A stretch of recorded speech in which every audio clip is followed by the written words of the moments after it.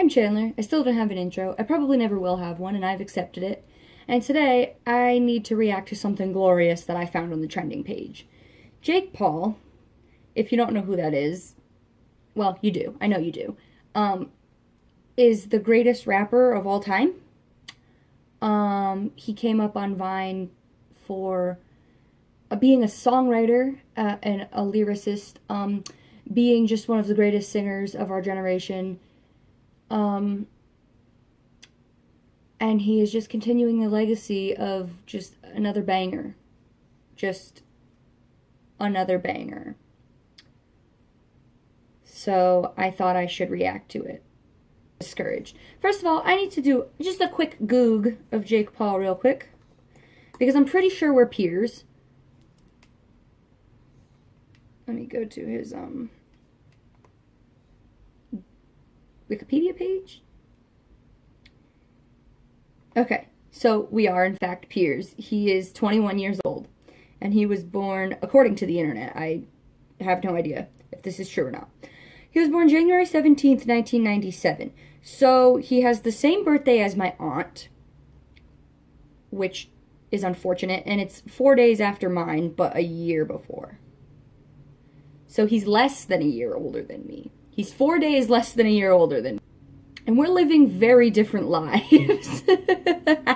You know, he chose bags of money. I chose having friends and respect for myself. Although if someone had offered me bags of money, I probably also would have, unfortunately. So let's just get into it. It's called Jake Paul, Randy Savage, featuring Team 10 and Jit and Quan, produced by Morton. Already, this is the most aggressive title for no reason. He literally put every single person in.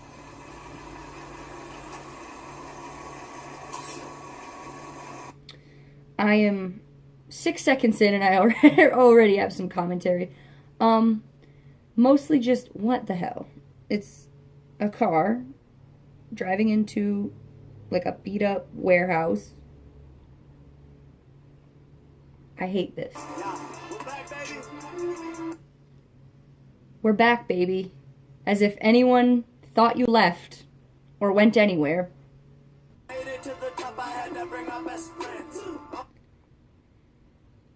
I really like this line. I made it to the top, I had to bring my best friends. For one thing, if he's referring to Team 10, he literally pays those people to hang out with him. Like, they live in his mansion and obey his rules. He's not their friend, he's their dictator. Like, I've read up on some of this information. Pretty much everyone who has joined Team 10 has left because they don't like how in control of their lives he is. That's not friendship. You don't force your friends to live with you and create content with you, but they're not allowed to drink in the house, and they're not allowed to have people over past 10. Like, that's not friendship. And also, these people that are coming to the top with him are people that he, like, met in California. If you remember him from Vine, he lived in, like, Ohio or something. He didn't really Vine with anyone besides his brother, but none of his friends from Ohio are on Team 10. None of his friends are in California with him. So he didn't bring his friends to the top with him. He made a whole new set of friends when he got to the top.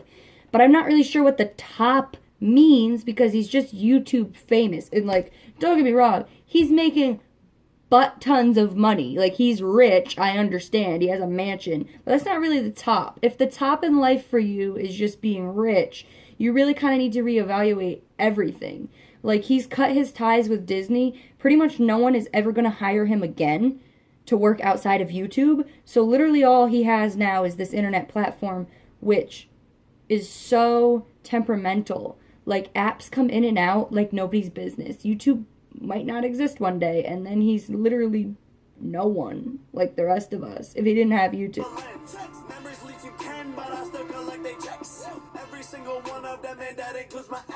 I'm not really sure why that's bragging. He says, like, everybody who's left the team, like, he's still making money off of them because of the contracts or whatever. He's still taking their money, including, I guess he's talking about Alyssa Violet. That's not really like a brag, though. You just sound like a jerk. Like, you really just sound like a douche to be like, oh, I still take money from my ex. Okay. I mean, for most people, after you break up, you kind of, grow up and you don't really want to associate with your ex anymore, but he can't keep her name out of his mouth. Like, I don't understand why that's a brag, but okay. I don't recognize any of the people in this. So it seems like the chorus here is back up, let me flex, Randy Savage.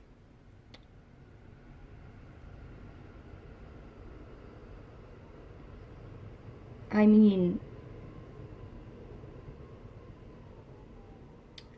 poetry, right?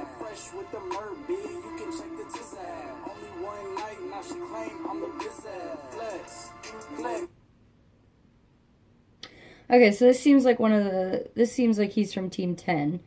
All of his lyrics were just is-as at the end. He just took random words and put is-as at the end to make them rhyme. I have no idea what he said. I have no idea what the point of his whole verse was. I'm very confused. Dubs in Fortnite. I just sit and flex on him. That has to be the most clearly a clickbait line. Like, dubs in Fortnite, I just flex on him.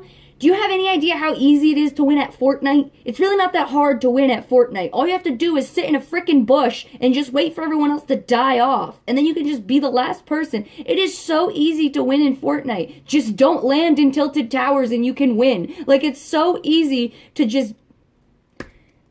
You don't even have to be good. Like, I don't even game and I have won Fortnite. Like, you're not flexing on anyone by getting Victory Royale. Everybody freaking wins. Everyone on my Snapchat, their Snap stories literally every day is #1 Victory Royale. #1 Victory Royale. Because you can literally win 800 times a day just by going on at the right time. Like, if you go on when all the middle schoolers come home from school, you're playing with people who aren't very skilled, and then it's not very hard. Or if you go on in the middle of the night when no one's playing, it's not that hard to win. You just have to pick the right time, land in the right place, and avoid traps, and not be seen, and then you can win. How is that flexing on anyone? I'm so confused by this line, and I'm frustrated by it. Dubs on Fortnite, I just flex on them. It's a video game. Like, yeah, okay, maybe when it first came out, people were like, oh, that's crazy that you won, but now it's so easy. It's so easy. I beat you in a video game. I just flexed on you. Sorry, didn't mean to flex on your whole life. I beat you in a video game. That doesn't even make sense, okay? You can flex with a mansion. Sure, Jake Paul. You can flex with your candy-painted cars. Yeah, because not everyone can have those. Not everyone can afford a mansion. So yeah, you're cooler than people who don't. But you are not flexing on a single person by winning at fucking Fortnite. That ain't Tessa Brooks. I'm the youngest one to do it in the game. Somehow I don't believe you. In this video alone, there's at least 4 other people that are younger than you. I'm just so confused as this lyric. Who is writing the lyric? I've had enough of this. I'm not watching the rest. It started playing. The flex. Most of his audience is like 8 to like 12-year-olds. And, like, everything is cool to a 12-year-old. I remember being 12. $5 was cool to me when I was 12. Like, you're doing the most for no reason, I feel. Like, who are you trying to impress at this point? You've already impressed them by having followers. He's missing something, like having actual friendships, or, like, respect to his peer group, or, like, a fulfilling job where he actually enjoys what he's doing. You can tell the difference between someone who enjoys what they're making and someone who specifically does it for the money. I just don't... Usually when someone's better than everyone else, it's just understood. Betty White is better than everyone else, and I don't think she's ever once said it. I think it's just understood that she is the ultimate supreme, everything of everything. It should just be understood. The fact that he feels like he needs to remind everyone that he's the best kind of tells me he's not really the best. Really good beat. I think that the lyrics, like a lot of people's their verses need work. I think they're just definitely using like key words that will lure kids in to being interested. They're just using like pinpoint words like Fortnite and checks and cars. Like they're just using like buzzwords to get people talking about it, and in doing so, they kind of like really trashed the artistry. It just felt like a cry for help. It felt like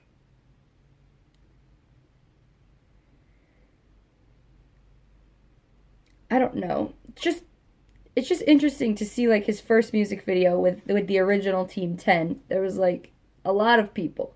Now it's dwindled down to like Tessa's gone, Alyssa's gone. The twins weren't in it. I don't even know if they're still a part of Team 10. That other guy wasn't in it. Like, it seems like he's talking about how they're all best friends and they all have all this stuff, but it's like, no one's ever even seen these people. Like, the original team is gone. Now you just brought in a bunch of new wannabes who signed on because they want the fame, and you can give them the fame and the fortune, but you're also going to just ruin their lives by dictating every single thing that they do.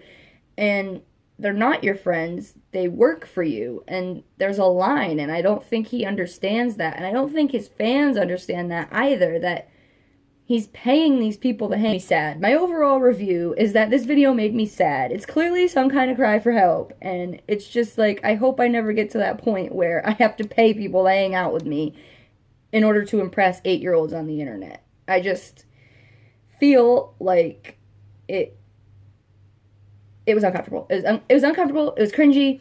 It made me want all my time back. So I think however much money he makes off this video, he should give me at least $5. Jake Paul owes me $5 for the 5 minutes of my time I wasted on this. Thank you. That is all. Well, I hope you liked this video. I did not enjoy making it because it made me very uncomfortable. And I think my toes are broken because I curled them up really hard because that's what I do when I cringe. I will see you next time. Okay, bye!